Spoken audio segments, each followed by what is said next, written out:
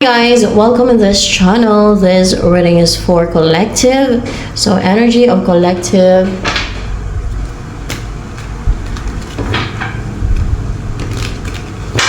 Energy ng collective.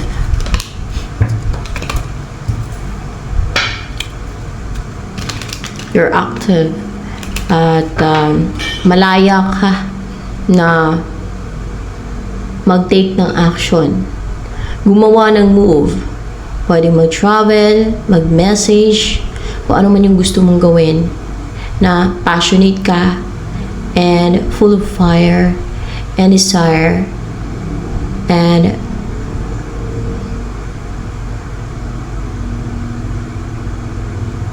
you have free will, or I mean freedom to do what you want, to send message or to travel, or yung gawin mo kung ano yung gusto mong gawin sa buhay mo. Pupuntahan mo kung ano yung gusto mong puntahan. Kung may gusto kang tawagan, magagawa mo. Walang pumipigil sa'yo, walang makapigil sa'yo, walang nagpapahold back sa'yo, walang humaharang mo pagkaganyan.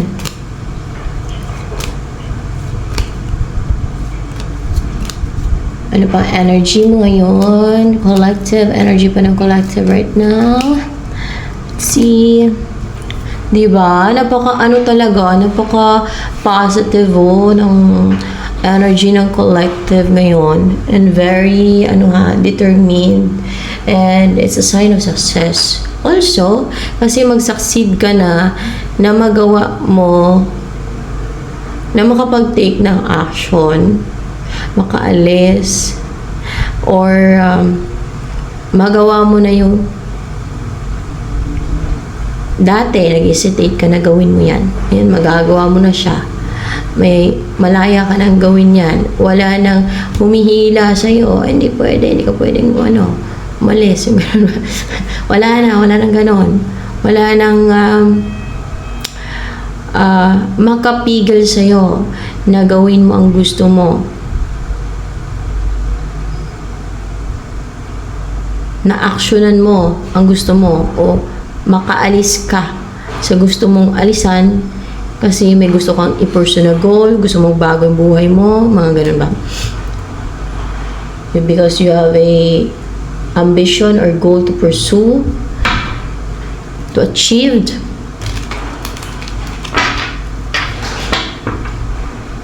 Ikaw ang driver ng buhay mo. Ibig sabihin, ikaw ang may control ng isip mo. Ikaw ang magdidirekta sa buhay mo. Ikaw ang maglilid sa buhay mo. Sariling utak mo. Sariling desisyon mo. Walang nangungontrol sa'yo. Ikaw ang driver ng buhay mo. Ikaw, kumbaga walang nagdadrive sa'yo na iba ba? Through their scheme in this, or through their kadalasan witchcraft wala. Kaya yung mga gusto mo i-pursue, like your goal, ambition, o kung ano man yung nais mong aksyonan para maabot mo, makuha mo kung ano yung gusto mo o pangarap mo sa buhay, gagawa mo. Hindi ka mag-hesitate. You will succeed too. Kasi walang hesitance sa'yo. So,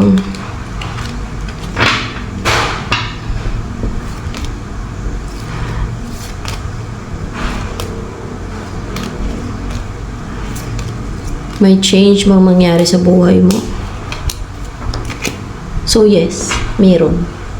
Makakaalis ka na, makatalikod ka na, makalayo ka na sa hindi mo malayuan, sa hindi mo matalikuran, sa hindi mo magawang alisan dati. Matapang ka na, courageous, and determined na makaalis situation or place or person or mahirap na sitwasyon or anything yung aalisan mo. Kasi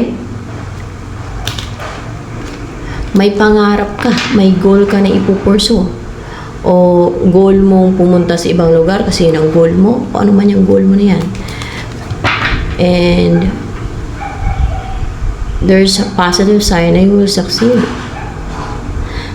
Hindi masasayang ang pagte-take mo ng action.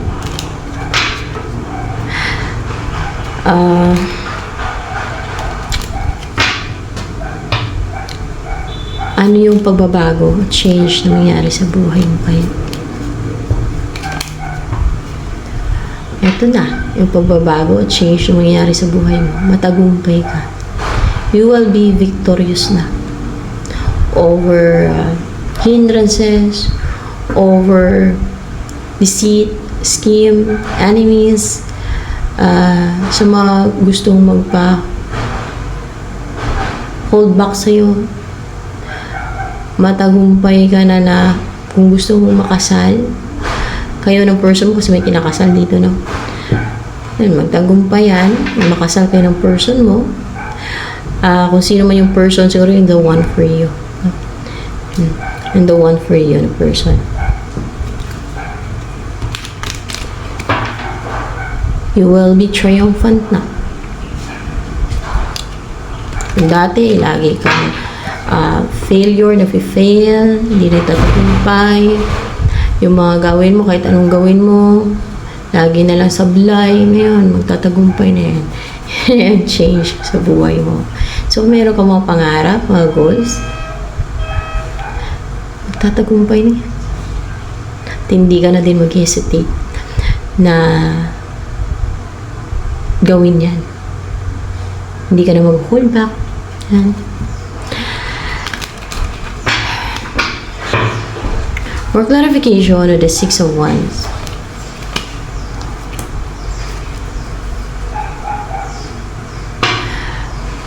The Magician.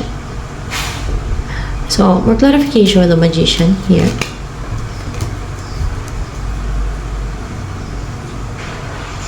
Magtatagumpay ka na over this Magician. Hindi. Magtatagumpay ka na dahil kompleto ng tools mo. No. Hindi. Magtatagumpay ka over alagad ng dilim. Let's see, kung ano yung ibig sabihin ng guide ko sa Magician. Magtatagumpay ka na over sa alagad ng dilim. Ayun, magtatagumpay ka na, yun na yung change sa buhay mo, change sa'yo, pagbabago, change. Magtatagumpay ka na over sa alagad ng dilim, alam niyo mga alagad ng dilim, witch, wizard, warlocks, evil magicians, yan, mga gumagamit ng mahika, itim na mahika, witchcraft, black magic, yan. Magtatagumpay ka na over them. Magtatagumpay ka na sa kanila, na hindi ka na nila ma-manipulate, hindi ka na nila makontrol, hindi ka na nila mapinsala, hindi ka na nila mabigyan ng sakit, hindi ka na nila mabigyan ng sumpa. Or else, kung meron kang mission na patayin sila, if you're one of the chosen ones, yun, magtatagumpay ka na mapatayin sila. Para sa mga cruel na patayin sila, pero yun kasi ang utos ng God. Pag nasa side ka ng Diyos, yun ang susundin mo. Kung ano yung sinulat ng God, kung ano yung sa Biblia. Kung inutos kasi ng God yan, patayin ang mga mangkukulam kung sa Tagalog pa. Patayin ang mga witches, wizards, warlocks, evil magicians kung sa English. Di ba? May inutos na yun? Bible? Nasa Bible yan eh. Para hindi na para hindi na sila makapangulam, hindi na sila makapangbarang. Kumbaga hindi na mag-succeed at hindi na din maging goal-driven itong mga gumagawa. Goal-driven kasi sila, napaka-passionate pa nilang gumawa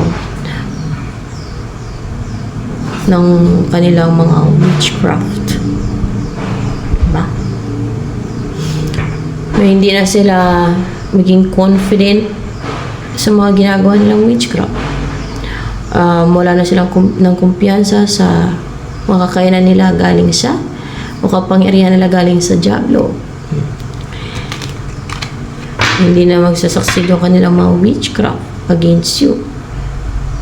Kasi matagumpay ka na over them. You're victorious over them. At yun na ang change sa'yo. Yun na ang pagbabago sa'yo. Kung dati natura ka lang ka-atake nila, ng witchcraft nila, tuwang-tuwa sila kapag atake, pinalalaruan ka ng witchcraft nila, pinipinsala ka, binibigyan ng sakit, sinasalbay. Ngayon, you're victorious na. Why God allows it?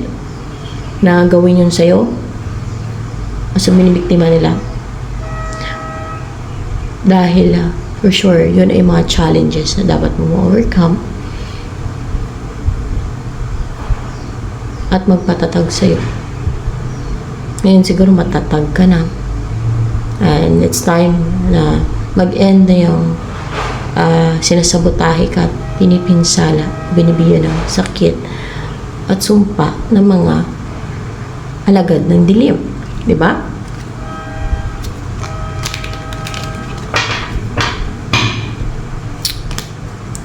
Happy to let you know you make me glow. I feel so good, it's true. So glad that I have you. Kahit yung parot na napanood ko sa vlog ng sa Brazil, Pinay siya pero sa Brazil siya nakatira. Yung parot niya nagpipray Tapos kumakanta pa ng Hallelujah, Hallelujah. Nakakatawa yung parot na yun. Ang gagaling salita ng mga parot na yun. Malamang matutuwa yung God doon. Malamang matutuwa yung God doon sa mga parot na yun. Kumakanta sila ng Hallelujah, Hallelujah. Tapos mga iba-iba pang mga kanta. Tapos nagpe-pray sila bago sila kumain. Parot yun Maka-Diyos Kasi yung amo nila maka-Diyos. Ang tunay na maka-Diyos, hindi mangkukulam. Hindi gumagawa ng black magic, hindi mambabarang. Yan ang matunay na maka-Diyos.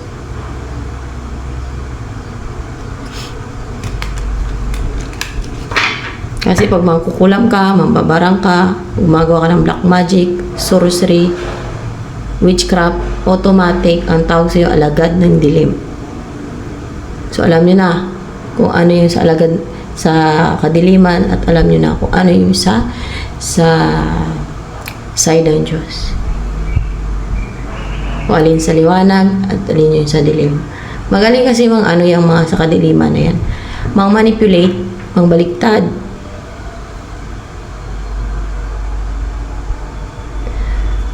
Magkunwari, madami silang nalilindi.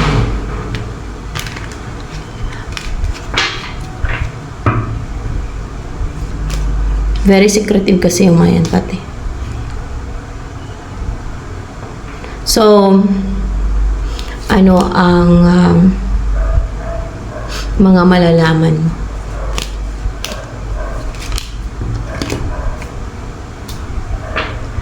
Six of Pentacles in reverse. More clarification on the Six of Pentacles in reverse na hindi na mabibigay.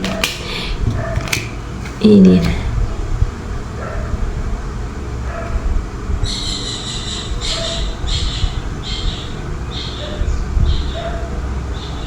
Hindi na mag-continue yung alam mo yung may binibigay ng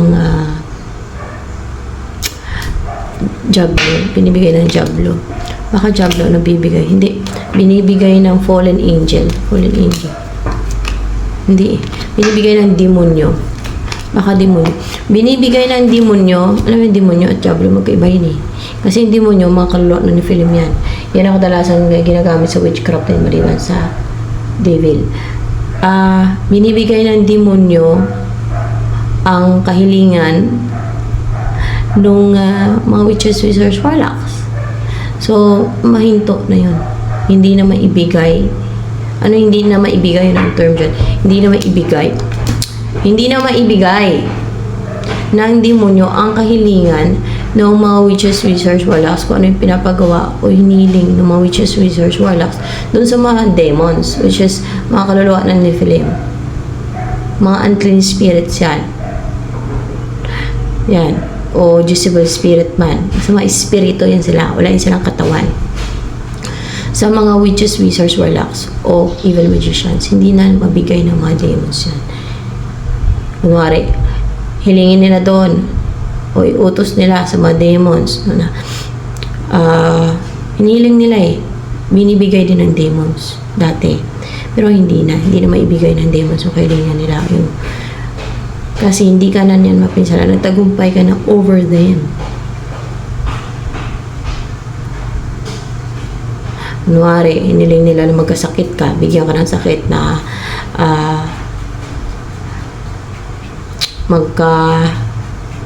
sakit ka sa puso, kunwari no. So, binibigay ng demon yun, kaya nagkakasakit ka sa puso kung yun ang experience mo. Or else ay, kung ano mang sakit ang hiniling nila. Or kaya episte ng kabuhayan mo. So, yun ang binibigay sa kanila ng demons. Kung nagkahilingan nila doon sa demons, nagawin ng demons. Yan. Pero ngayon, hindi na maibigay ng demons yun sa kanila. Kasi, nagtagumpay ka na. Over witchcraft. Over demonic practices. Over demons din. Kasi hindi ka na, hindi na makapaminsala sa'yo And hindi na kasi magawa ng mga demons makapang-atake sa'yo. Hindi na sila malaya na makapang-atake sa'yo, na makapang-minsala sa'yo, na makapang-ialam sa buhay mo. With a fool here. Dahil nag-end na yung consistent yung pang-atake sa'yo ng mga demons. Kasi yun ang hinihiling utos o hinihiling ng mga witches, wizards, warlocks o evil magicians. Yun ang malalaman mo. And ano naman ang malalaman mo na surprise for you na ma-receive mo? Malalaman to sa ma-receive. It's a new beginning. New beginning. May sisimula ng buhay na hindi ka na nadi-destroy. Ano ba yung nadi-destroy sa'yo? Alagad ng dilim. Mga alagad ng dilim. Witches, wizards, warlocks, evil magicians. Mga apprentice yan sa Satanas Kaya ganyan ang ginagawa ng man-destroy ng kabuhayan ng iba, man-destroy ng mukha ng iba, man-destroy ng health ng iba, career, finances ng iba. Ganon.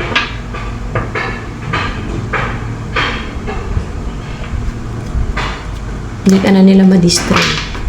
And then, ano pa, ang surprise sa'yo ni Jesus Christ. Let's see. May umpisahan ka. O may mag-umpisa na mag-take ng action. Pwede ikaw or person mo towards you. Or meron kang umpisahan what's with the Ace of Wands dito? Let's see. Pwedeng work. Or else, ano ba to? Ikaw ba ito mag-umpisa na may gagawin yung action? No! Meron mag-take na action na person sa'yo. Mabagal siya mag-take na action, pero mag-take na siya ng action. Makapag-take na siya ng action, magawa niya na makapag-umpisa na makapag-take na action. And fiery, fiery, color fire, and active siya na mag-take ng action. So, ano action ang gagawin nito mag-take ng action sa iyo sa Ace of Wands?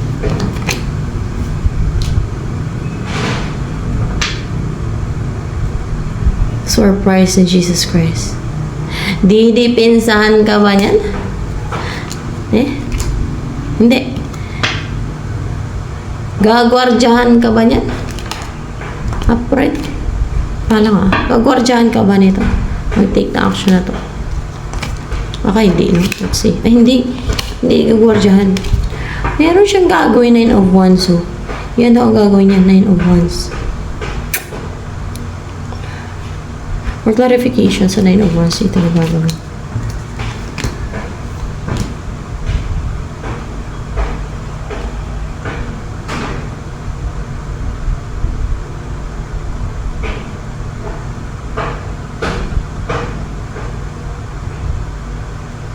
Nine of Wands. Surprise ni Jesus Christ.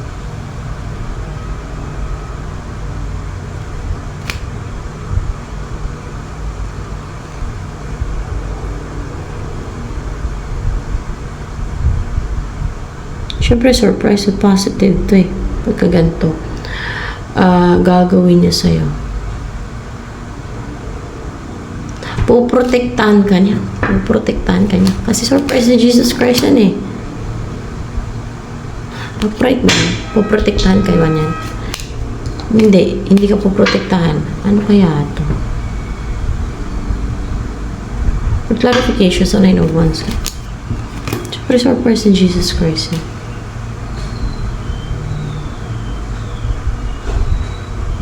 Yung hindi swertehin. Meron siyang gawing ma-stuck.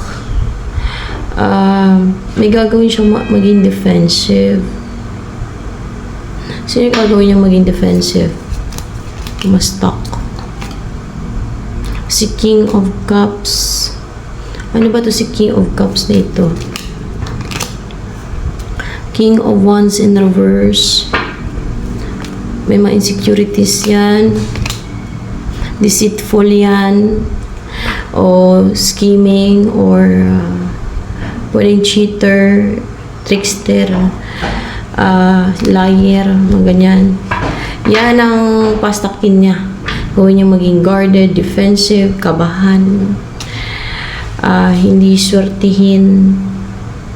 Yan. Ibig sabihin, may ginagawang deceit sa'yo tong gawin niya ma-stuck. So yes, may ginagawang deceit yan. Hindi ko ang gawin yung ma-stuck ka. Kundi yung gumagawa ng deceit sa'yo, yan ang gagawin yung ma-stuck. Para hindi na siya makapang-atake. Maging guarded, makaramdam ng kaba, kakabahan, kaya maging guarded siya. No? Hindi siya mang-atake. Ma-stuck pati siya para hindi na siya makagawa ng mga deceit. Yan. O mga tricks niya. Hindi na siya makapanguha ng hindi kanya. Baka magnanakaw din to. Baka nangunguha ba ng energy mo yan? Hindi. Nangunguha ba ng luck mo yan? Upright kaya yan.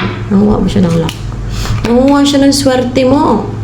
Itong si King of Cups na yun. Kaya mayroong mag-take na action para ma-stuck na to. Nangunguha siya ng luck. Swerte. Ganyan yan sila, manguha sila ng swerte ng iba. Kasi sa demonyo sila eh.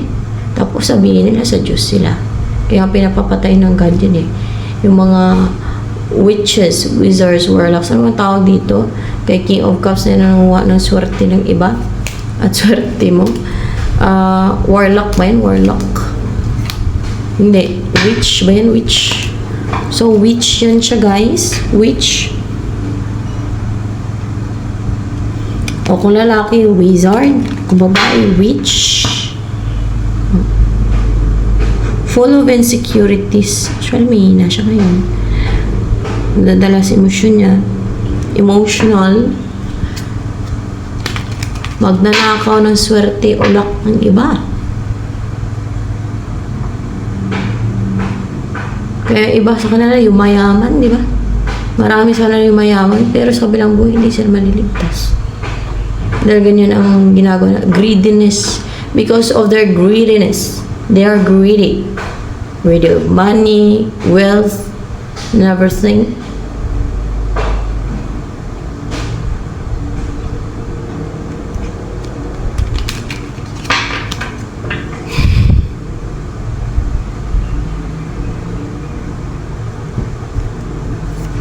So,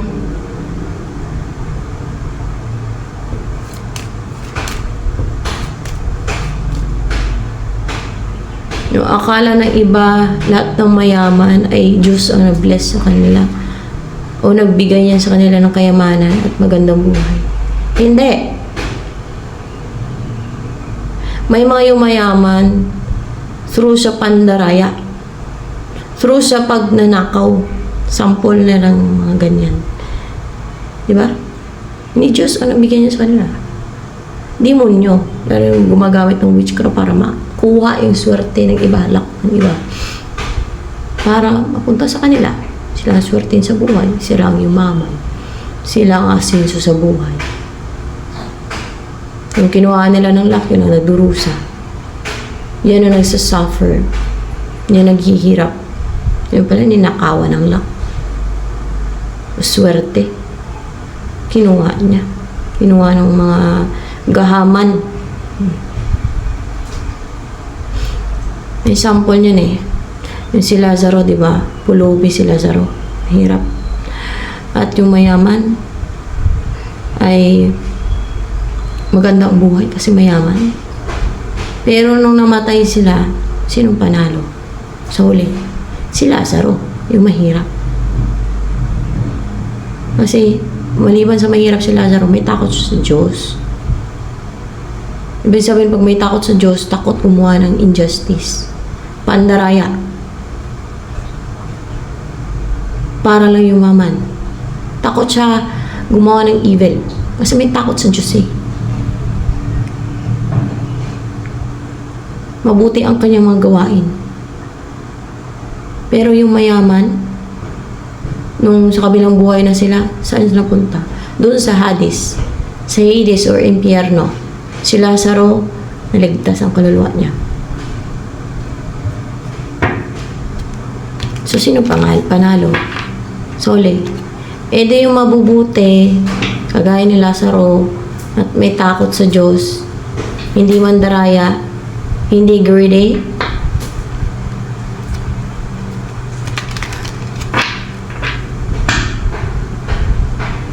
so sa tingin ninyo, maliligtas ba ito? Itong nagnanakaw ng luck ng iba? Hindi. Paano ko nalalaman? Magbasa siya ng Bible para alam niya yung katotohanan. Yun nga lang, tapos witchcraft yung ginagawa niya, greedy pa siya, di ba? Magnanakaw pa siya. Napaka-evil niya. Alagad pa siya ng dilim. Ninanakaw niya through witchcraft. Yung lock ng iba. Yung lock mo. Kaya ito, ma-stuck yan. Gawing ma-stuck ni, may mag-take action dito para ma-stuck yan. Para hindi na din swertihin. Hindi niya makuha yung lock mo. Hindi niya makuha yung swerte mo. Hindi niya makuha yung swerte ng ibang tao. Madami ba siyang kinuhaan ng swerte o luck ng mga tao? Madami. Traitor siya. Kasi nga, alagad ng Diablo yan. Alagad ni Satanas yan. Alagad ng dilim yan. Kaya gahaman siya. Traitor siya. Evil ugali niya. Wala yung konsensya. Walang awa yan. Kaya ang pinapapatay ng God yung mga ganyan eh. Sa Bible, Exodus 22:18, nutos ng God patayin ang mga mangkukulam. Ang mga, yung gumagawa ng witchcraft, sorcery, yan, black magic. So, ano yung message naman sa'yo ng Diyos na Ama? Tignan natin. May mensahe ng Diyos na Ama. Kakaroon na din ng hustisya. Balance sa buhay mo o justice. Ano yung justice? Yung justice card dito. Hindi. Magkakaroon na din ng balance sa buhay mo. Balance. See? Balance. Kumbaga maging balance na din. Wala namang injustice na magtagumpay na ginagawa against you sa finances mo kung sa mga aspeto ng buhay mo. Yan. Maging fair ng situation sa buhay mo. Wala nang makagawa ng mga injustice kagaya ng pagnanakaw ng lock.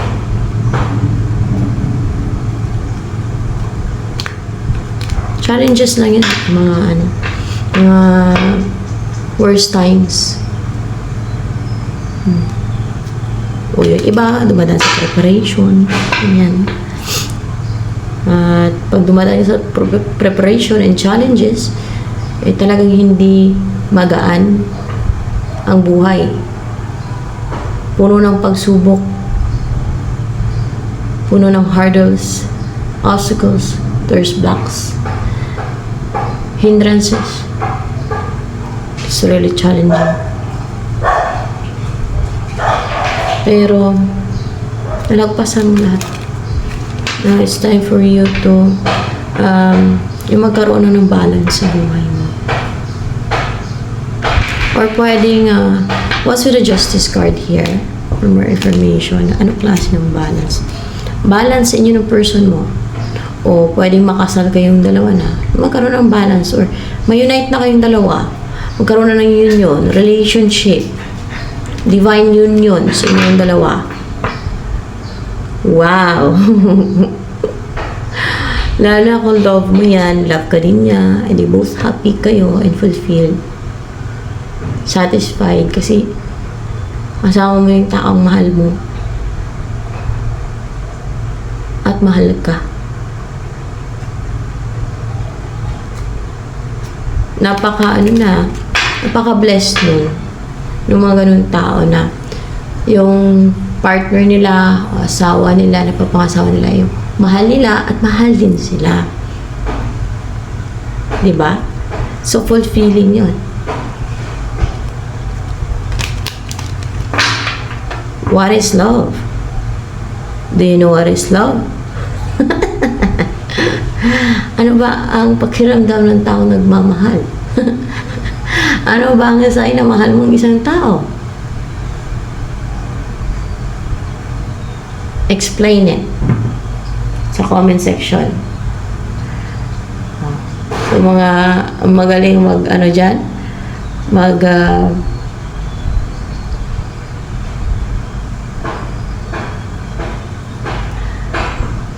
translate tuloy. So, magaling mag-explain dyan kung ano yung love, what is love. Comment down below. What is love?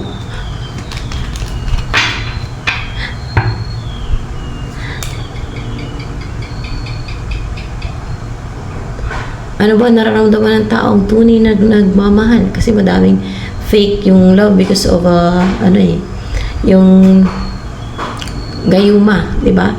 Yung mga gayuma, akala nila mahal nila yung tao.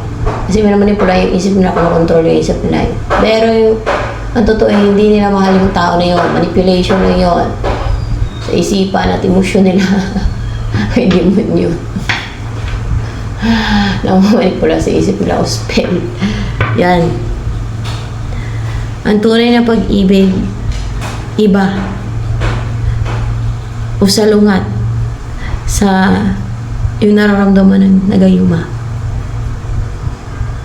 Kasi kadalasan ng nagayuma, obsession yun. Ang nararamdaman nila, obsession. Hindi true love. It's fake love. Diba?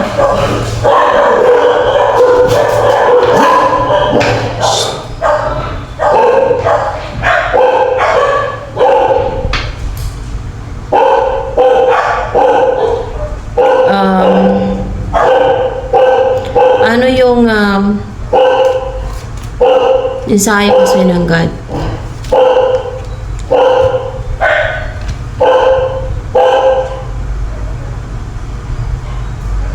Wala nang makaharang sa intuition mo. Intuition ba itong high priestess dito? Yeah, sir, spiritual abilities. It's your intuition. Spiritual na kakayanan. Intuition, your intuition.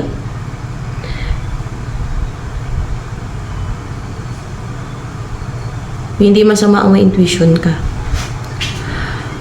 Yung iba, yung mga witches, wizards, warlocks, Hinaharangan nila yan, binablock nila yung intuition ng mga inaatake nila ng witchcraft para being clouded on judgment. Para mali ang judgment o clouded on judgment o mali ang mga information na malalaman ng victims nila, mga binibiktima na inaatake na ng witchcraft. Pero ngayon, hindi na maharangan yung intuition mo, hindi na mabablock. So, hindi na maging clouded ang judgment mo niyan. And yung mga makukuha mo information, malalaman mo ay totoo. Kung ano yung totoo. Masasagap mo, yung masasagap ng senses mo, yung mafe-feel ng gut instinct mo ay totoo. Yung masasense ng intuition mo ay totoo. Kung if you're doing tarot reading, yung tarot reading mo ay totoo ang ilalabas ng tarot card. Totoo ang pag-interpret mo. Accurate ang pag-interpret mo ng mga lumalabas na card. Kasi walang mga umaharang, walang pumipigil, walang nabablock sa iyong intuition. So see?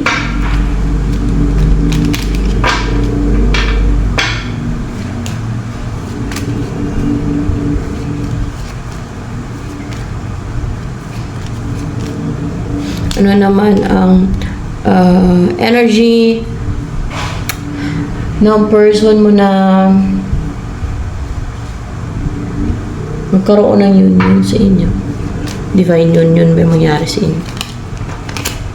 Hindi. Ano yan? Union lang. Union lang. Pwedeng union ng dalawang taong nagmamahalan. Union.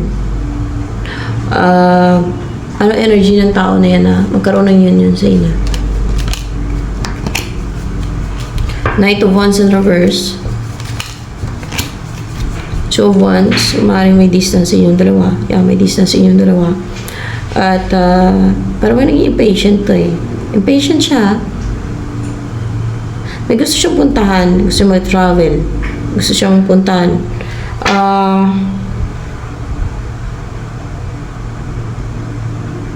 Pero hindi pa siya makapag-take na action. That's why naging impatient siya. So, ano pang energy niya ngayon ng person na yun? Magkaroon ng union sa inyo daw. Mayroon siyang mga na-release na baggage o mga karga yan. Or pwedeng resentment or mga karga ng black magic. Yung mga karga ng witches, wizards, warlocks, evil magicians. Yan mga na-release siya. Mayroon mga natanggal sa kanya. Pwede mga negativity, any karga. So, ano na sabihin sa'yo ng person na yan na magkaroon ng union sa inyo? Ano pinaparating niya sa'yo na mensahe? Gusto niyang bumuo ng family with you or gusto niyang bumuo kayo ng pamilya, masayang pamilya, sa'yo siya makontento, ikaw ang wish fulfillment niya, ikaw ang happiness niya. Gusto niyang